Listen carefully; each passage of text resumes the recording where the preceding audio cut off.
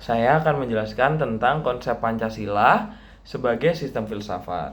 Pertama-tama, kita harus mengetahui terlebih dahulu apa etimologi dari filsafat itu.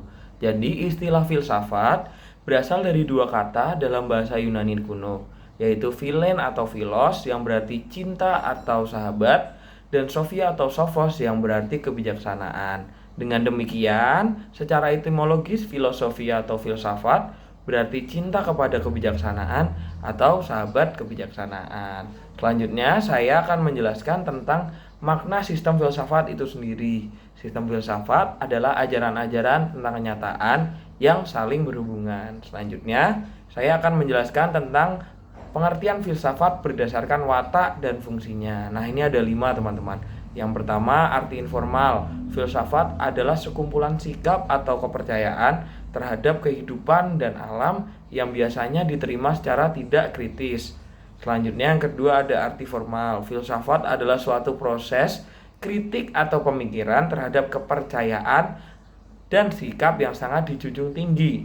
Yang ketiga ada arti komprehensif, yaitu filsafat adalah usaha untuk mendapatkan gambaran keseluruhan. Yang keempat ada arti analisis linguistik. Filsafat adalah analisa logis dari berbahasa serta penjelasan tentang arti kata dan konsep. Yang terakhir ada arti aktual fundamental. Nah, filsafat adalah sekumpulan problematik yang langsung mendapat perhatian manusia dan dicarikan jawabannya oleh ahli-ahli filsafat. Yang terakhir, saya akan menjelaskan tentang Pancasila sebagai sistem filsafat.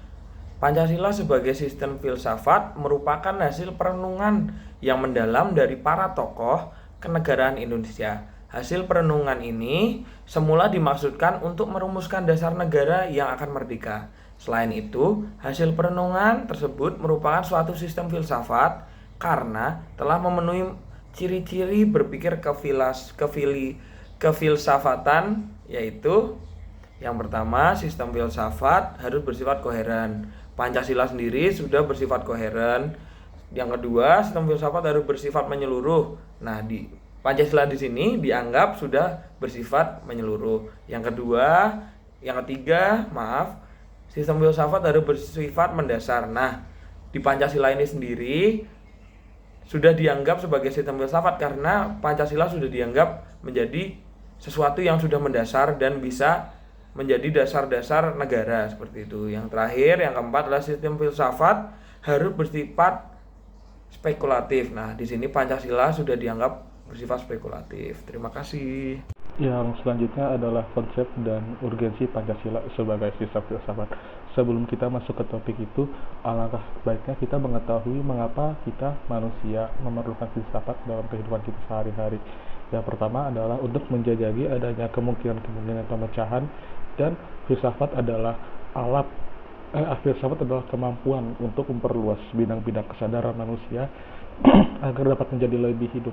Karena dengan filsafat ini filsafat ini menjadi alat kita untuk memperluas bidang dengan cara kita menjadi kritis terhadap apa yang ada di dalamnya. Selanjutnya ada pengolahan Pancasila sebagai dasar negara secara filosofis. Yang pertama, dapat diberikan pertanggungjawaban rasional dan mendasar mengenai sila-sila dalam Pancasila. Selanjutnya dapat dijabarkan lebih lanjut sehingga menjadi operasional dalam bidang-bidang menyangkut hidup bernegara. Yang ketiga, sebagai pembuka dialog dengan perspektif baru dalam kehidupan bangsa dan menjadi kerangka evaluasi terhadap segala kegiatan dalam berbangsa dan bernegara. Alasan diperlukan kajian Pancasila sebagai sistem filsafat. Yang pertama ada filsafat Pancasila sebagai genetivus subjektivus dan genetivus objektivus. Pancasila sebagai genetivus objektivus artinya nilai-nilai Pancasila dianalisis dengan pendekatan filosofis yang berkembang di daerah barat. Apa sih tujuannya? Pendekatan ini bertujuan untuk menemukan kesesuaian antara nilai-nilai Pancasila dengan nilai-nilai universal yang dianut oleh berbagai aliran filsafat. Nah, contohnya itu ada karangan Notonagoro, itu dia menganalisis nilai-nilai Pancasila berdasarkan pendekatan filsafat Aristoteles. Selanjutnya ada Pancasila sebagai genetivus subjektivus. Artinya itu nilai-nilai Pancasila digunakan untuk mengkritik aliran filsafat serta mencari kesesuaian nilai-nilai Pancasila dan menjadi dasar bagi regulasi serta orientasi sistem politik dan pembangunan nasional. Nah, Pancasila sebagai genetivus subjektivus itu merupakan landasan pijakan filosofis loh. Landasannya itu yang pertama ada landasan ontologis filsafat Pancasila. Nah, apa sih ontologi itu? Ontologi itu berasal dari kata ontos dan logos. Nah, ontos itu artinya ada atau hakikat. Sedangkan logos artinya ilmu atau kajian. Jadi, ontologis itu merupakan cabang filsafat yang membahas tentang hakikat segala yang ada secara umum dan paling universal karena objeknya meliputi segala-galanya. Landasan ontologis Pancasila artinya sebuah pemikiran filosofis atas hakikat dan raison d'être atau alasan adanya sila-sila Pancasila sebagai dasar filosofis negara Indonesia. Selanjutnya itu ada landasan epistemologis filsafat Pancasila. Apa sih epistemologi itu? Epistemologi itu berasal dari bahasa Yunani kuno, yaitu dari kata episteme dan logos. Nah, episteme itu artinya pengetahuan, logos artinya ilmu. Jadi, epistemologis itu merupakan cabang filosofis yang mempelajari pengetahuan atau bagaimana orang-orang dapat mengetahui tentang sesuatu atau apa-apa yang telah mereka ketahui. Jadi, apa sih landasan epistemologis Pancasila itu? Landasan epistemologis Pancasila artinya nilai-nilai Pancasila digali dari pengalaman empiris bangsa Indonesia. Kemudian dari semua pengalaman-pengalaman itu disintetiskan menjadi sebuah pandangan yang komprehensif tentang kehidupan bermasyarakat, bernegara, dan berbangsa. Selanjutnya, landasan yang terakhir itu ada landasan aksiologis Pancasila. Aksiologis itu berasal dari kata Yunani, aksion yang artinya nilai dan logos yang artinya teori. Nah, berarti istilah aksiologis itu terkait dengan masalah nilai atau value. Sedangkan nilai itu merupakan kualitas yang tidak real, karena nilai itu tidak ada untuk dirinya sendiri. Ia membutuhkan pengamban untuk berada atau untuk tertera. Jadi, landasan aksiologis Pancasila itu artinya nilai atau kualitas yang terkandung dalam sila-sila Pancasila. Sekian, terima kasih. Saya akan membahas mengenai hasil dari menggali sumber historis, sosiologis, dan politis mengenai Pancasila sebagai sistem filsafat. Yang pertama adalah sumber historis. Nah, sumber historis ini proses perumusan Pancasila dan penetapan Pancasila sebagai dasar negara ini melalui beberapa tahap. Ada 3 tahap, yakni tahap yang pertama itu adalah pidato Bung Karno pada tanggal 1 Juni 1945 di sidang BPUPKI yang menghasilkan 5 dasar negara. Nah, yang selanjutnya pada tahap kedua itu ada sidang BPUPKI pada tanggal 29 Mei sampai 1 Juni 1945 di mana membahas mengenai rumusan awal Pancasila. Nah, rumusan awal Pancasila ini sila pertama yang berbunyi ketuhanan dengan kewajiban menjalankan syariat Islam bagi pemeluk-pemeluknya.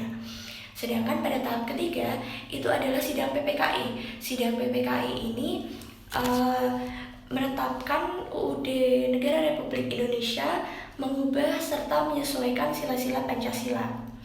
Nah, jadi dari yang awal tadi sila pertama berbunyi ketuhanan dengan kewajiban menjalankan syariat Islam bagi pemeluk-pemeluknya diubah menjadi ketuhanan yang Maha Esa. Selanjutnya pada sumber yang kedua, sumber sosiologis. Sumber sosiologis ini berdasar pada kondisi keberagaman rakyat Indonesia di mana kondisinya ini adalah heterogen atau terdiri dari berbagai macam jenis. Jadi jenis ragam suku, budaya, adat istiadat, ini menjadikan potensi sekaligus tantangan bagi bangsa Indonesia. Nah, Pancasila ini berperan sebagai alat atau pemersatu dan perekat bangsa Indonesia yang mengandung nilai-nilai universal, di mana nilai-nilai universal ini bisa diterima oleh seluruh lapisan masyarakat. Pancasila sendiri menurut Noto Nagoro ini merupakan satu kesatuan utuh yang tidak dapat dipisahkan.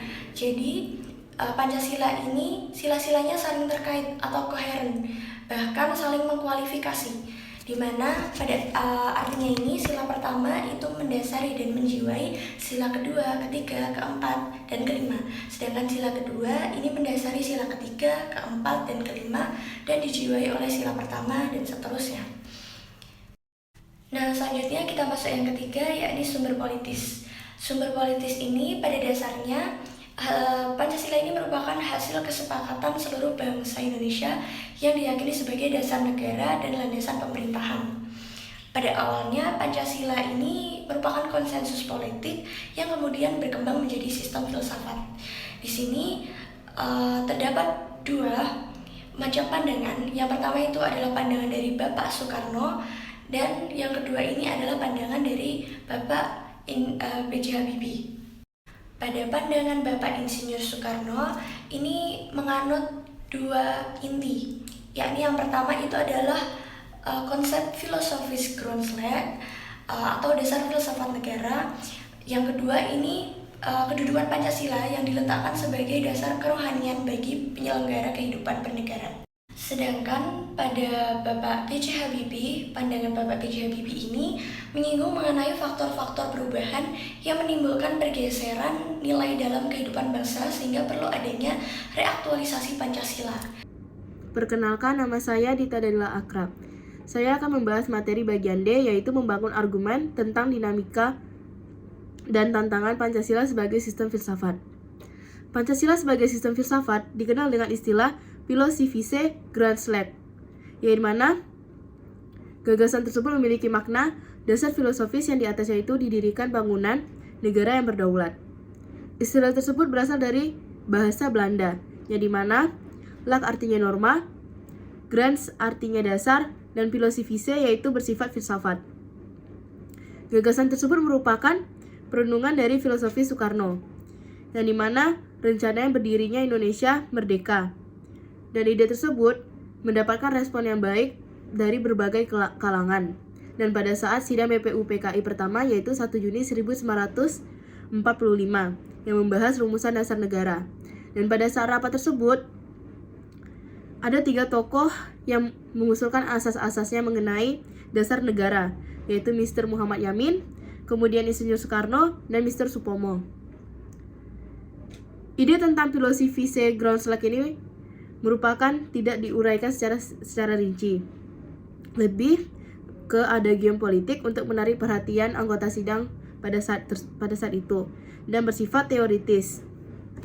Kemudian, membahas tantangan Pancasila sebagai sistem filsafat terdapat menjadi 2, yaitu kapitalisme yang merupakan aliran yang meyakini bahwa kebebasan individual pemilik modal untuk mengembangkan usahanya dalam rangka meraih keuntungan sebesar-besar upaya untuk mensejahterakan masyarakat Indonesia. Namun, dampak negatif dari kapitalisme ini seperti monopoli, gaya hidup konsumerisme, dan lain-lain. Yang kedua, tantangan Pancasila sebagai sistem filsafat itu yaitu komunisme, di mana sebuah paham yang muncul sebagai reaksi atas perkembangan kapitalisme sebagai produk masyarakat yang liberal. Komunisme ini meyakini bahwa kepemilikan modal dikuasai oleh negara untuk kemakmuran rakyat secara merata. Tetapi, sifat dari berlebihannya komunisme dapat menghilangkan peran rakyat dan dalam kehidupan bernegara, yang sehingga bisa membuat masyarakat Indonesia tidak kompak dan tidak saling bersatu. Sekian penjelasan materi dari saya. Apabila ada kesalahan, mohon dimaafkan. Terima kasih. Oke, selanjutnya kita ke esensi dan urgensi Pancasila sebagai sistem filsafat. Yang pertama kita masuk ke esensinya. Sebelum kita membahas tentang esensi, kita harus mengerti dulu apa sih arti dari esensi. Nah, menurut KBBI, esensi itu adalah hakikat, inti atau hal yang pokok. Berarti kita bisa bilang bahwa judul esensi Pancasila sebagai sistem filsafat itu sama saja dengan hakikat atau inti Pancasila sebagai sistem filsafat. Baik, menurut yang sila pertama, sadar dan bertanggung jawab, sama seperti isinya, yaitu ketuhanan yang Maha Esa. Tuhan menciptakan kita sebagai manusia, individu-individu yang bebas. Kita diberikan kebebasan. Oleh karena itu, kita juga harus sadar dan bertanggung jawab atas segala sesuatu yang kita perlakukan. Baik, lanjut ke sila kedua. Sila kedua isinya adalah kemanusiaan yang adil beradab. Di sini saya tulis penghargaan terhadap martabat, hak dan kewajiban setiap manusia tanpa membedakan sara. Yang berarti adalah kita sebagai manusia yang adil dan yang beradab, kita tidak boleh membeda-bedakan orang-orang. Seperti saya dengan teman saya, misalnya saya orangnya berkulit putih, dia berkulit hitam, saya tidak bisa membeda-bedakan dia dengan saya. Oh, kamu hitam, kamu lebih rendah daripada saya. Tidak. Tapi perbedaan itulah yang menyatukan kita. Dan yang itu masuk ke sila ketiga, yang itu yang berisi tentang yang saya tulis, kesadaran akan keutuhan dan keberagaman bangsa Indonesia sebagai satu kesatuan yang tidak terpisahkan. Secara lain biasa disebut dengan cinta tanah air. Cinta tanah air ini dibagi menjadi 3. Ada cinta tanah air real, formal, dan mental. Kalau real ini kita mencintai tanah air kita Indonesia sebagaimana Indonesia merupakan tempat kelahiran kita, tempat kita dibesarkan, tempat kita berkembang dan lain sebagainya. Kalau formal itu kita mencintai tanah air sebagaimana itu kewajiban kita sebagai warga negara untuk menaati segala peraturan, tata tertib dan lain sebagainya. Kalau yang mental itu tidak dibatasi dengan ruang dan waktu seperti yang real dan formal tadi. Kalau mental ini lebih ke diri kita sendiri, ke pemikiran, bagaimana kita mengimplementasikan inti dari ideologi Pancasila di kehidupan kita. Lalu yang keempat adalah demokrasi dan musyawarah. Demokrasi dan musyawarah ini telah kita diwujudkan dalam kehidupan sehari-hari. Misalnya dalam pemilihan ketua kelas kita biasa akan melakukan voting, atau di negara kita adalah negara demokrasi. Biasanya musyawarah terjadi ketika ada rapat DPR dan rapat lain sebagainya. Lanjut ke sila kelima, menegakkan hukum dan keadilan yang berlaku bagi semua warga negara tanpa ada diskriminasi. Yang berarti adalah negara memiliki kewajiban untuk menegakkan hukum dan keadilan tanpa membeda-bedakan setiap warganya. Seperti pernah kita dengar kayak hukum itu tumpul ke atas, tajam ke bawah. Maksudnya tumpul ke orang-orang yang pejabat yang punya uang, tetapi tajam kepada masyarakat miskin. Nah, negara tidak memperbolehkan, tidak boleh melakukan hal tersebut. Oke.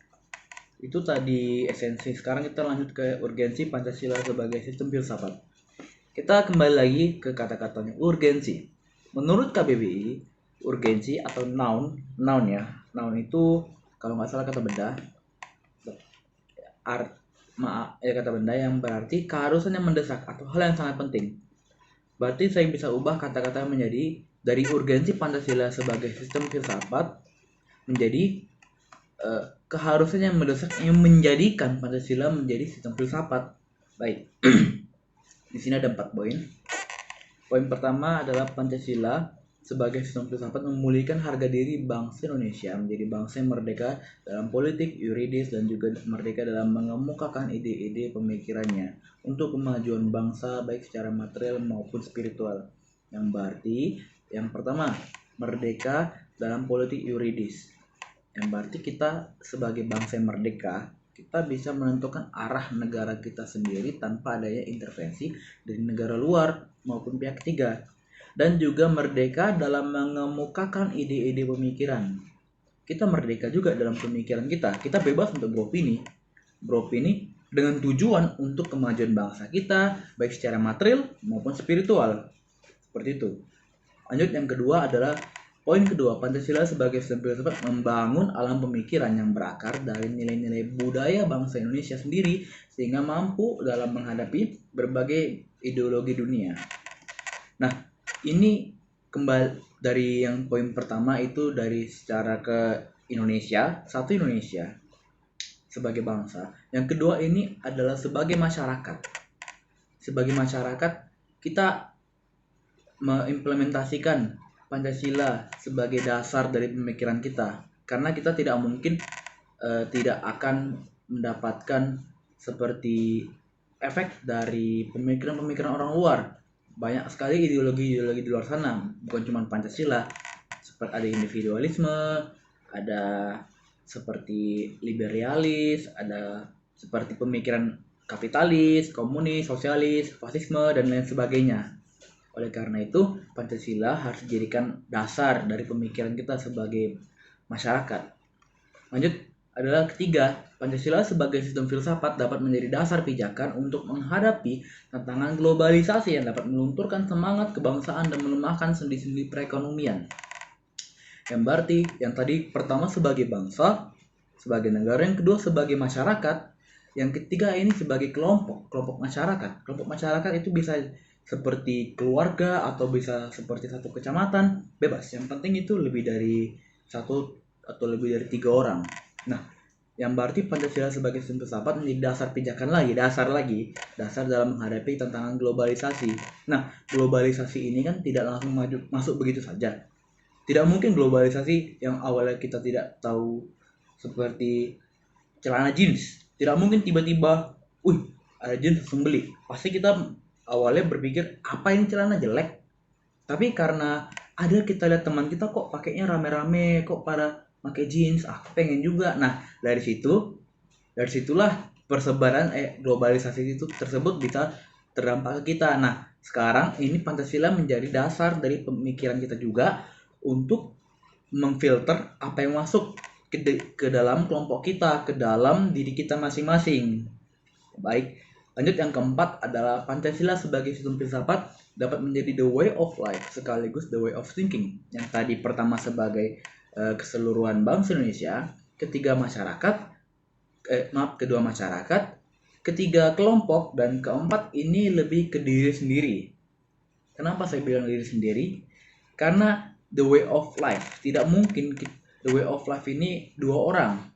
Ini diri sendiri. Bagaimana kita mengimplementasikan Pancasila sebagai karakter kita, sebagai dasar pemikiran kita dalam berinteraksi dengan sesama. Seperti itu. Demikian presentasi saya lanjutkan ke teman saya untuk lanjutan F. Selanjutnya adalah rangkuman tentang pentingnya Pancasila sebagai sistem filsafat.